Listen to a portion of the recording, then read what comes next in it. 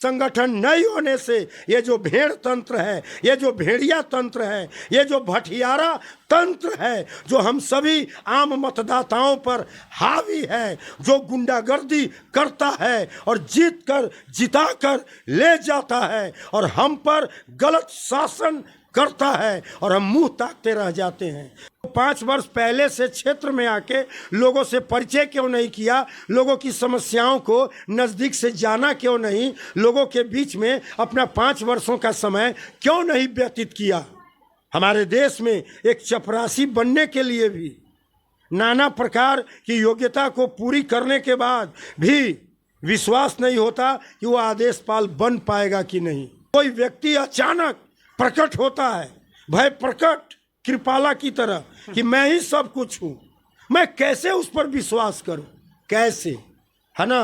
और सुनिए, इस लोकतंत्र का दुर्भाग्य है, किसी प्रकार का पहले से किसी प्रशिक्षण की जरूरत नहीं है। देश क्या है, विदेश क्या है, देश गुलाम क्यों हुआ, ये भारत की जनसंख्या क्या है, तुम्हारे अपने प्रदेश का राजधानी क्या है, ये कुछ पता नहीं है। वो खड़ा हो गया और जीत भी जाता है।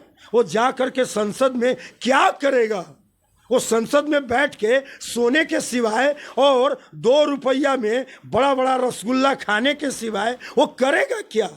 वो संख्या की पूर्ति के अलावा वो क्या करेगा।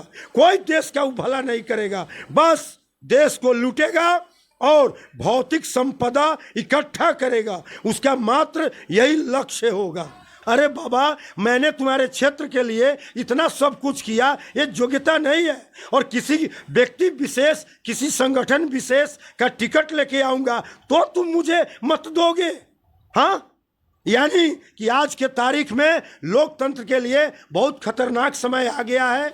ये सारे लोग व्यक्ति को भूल चुका है। किसी भी व्यक्ति को अच्छा बनने की ज़रूरत नहीं है, अच्छा काम करने की ज़रूरत नहीं है, किसी के ऊपर दया करने की ज़रूरत नहीं है, मदद करने की ज़रूरत नहीं है। किसी संगठन से जाइए, जैसे तैसे टिकट लेके आइए, जीत कर जाइए, भौतिक संपदा इकट्ठा कीजिए, बात हो गई ख़त्म। मैं उस दिन का इंतज़ार कर रहा हूँ जिस दिन भारत में किसी भी प्रकार का कोई संगठन नहीं होगा, लोग अपने व्यक्तित्व से लड़ाई लड़ेंगे और जीतेंगे। एक समय आ रहा है, क्योंकि आज का जो मौजूदा तंत्र है उसको भी किसी मनुष्य ने बनाया है, किसी विद्वान ने बनाया है, लोगों ने राय विचार करके बनाया है, ऊपर से आकर कोई नहीं बनाया है। इसलिए मैं भी इस धरती का रहने वाला हूँ और इस मौजूदा व्यवस्था की कमियों को समझ रहा हूँ। उन कमियों का मैं शिकार हूँ, जिसके कारण संगठन नहीं होगा और जिसके कारण संगठन नहीं होने से ये जो भेड़ तंत्र है, ये जो भेड़िया तंत्र है, ये जो भटियारा तंत्र है, जो हम सभी आम मतदाताओं पर हावी है, जो गुंडागर्दी करता है और जीत कर जिता कर ले जाता है और हम पर गलत शासन करता है और हम मुंह ताकते रह जाते हैं, इसकी बात खत्म हो जाएगी। और इस बदलाव की पूर्ण संभावना है और मैं देख रहा हूं कि बहुत जल्द वो समय आ रहा है। एक ऐसा समय आ रहा है कि जब सभी क्षेत्र के सभी पंचायतों पर बहुत बड़ा बड़ा पर्दा लगेगा। उस पर्दे पर सभी उम्मीदवारों का चरित्र चित्रण रहेगा और मतदान के लिए कोई चुनाव का जगह नहीं होगा, कोई सिपाही नहीं आएगा, कोई चुनाव कराने वाला व्यक्ति नहीं आएगा।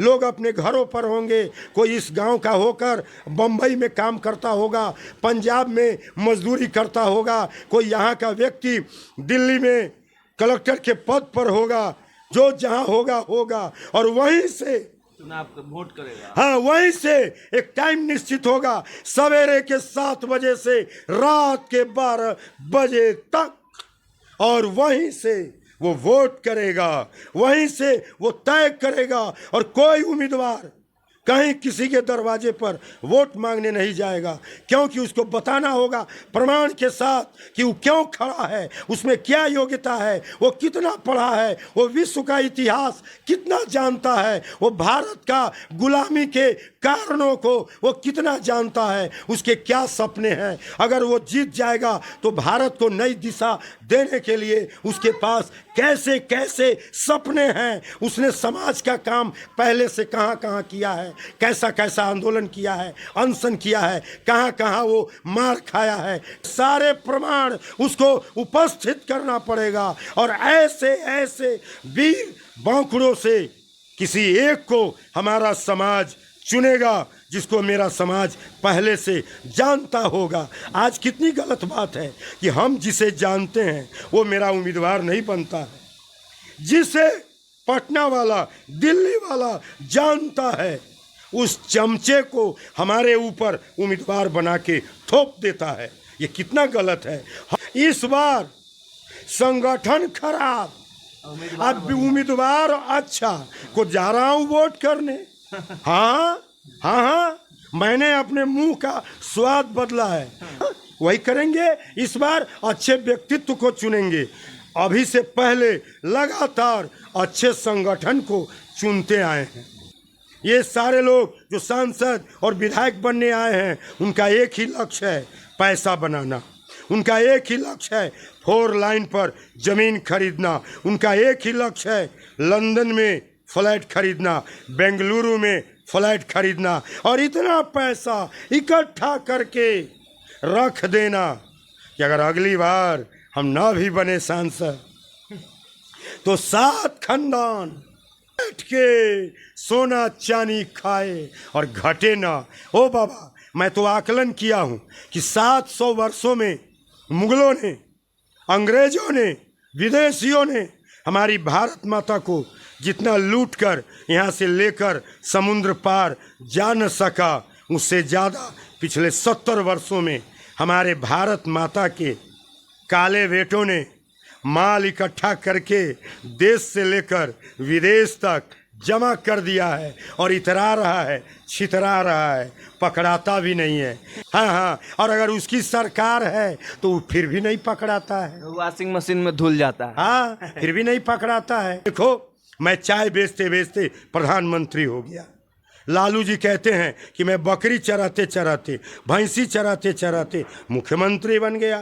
तो तुम तो घोड़ा चराते हो, तुम तो हमसे भी आगे जाओगे। अगर तुम कॉफ़ी बेचते हो तो मुझसे भी आगे तुम जाओगे। तुम घबरा क्यों रहे हो? ऐसा न हो, ये हास्यास्पद स्थिति इस देश को देखना न पड़े। ऐसे भी इस प्रजातंत्र का एक और सच आप जान लीजिए कि आपको केवल चुनने का अधिकार है, छांटने का नहीं। जितने लोग खड़े हैं उसमें से किसी एक को चुनिए, आप किसी को भी छांट नहीं सकते हैं।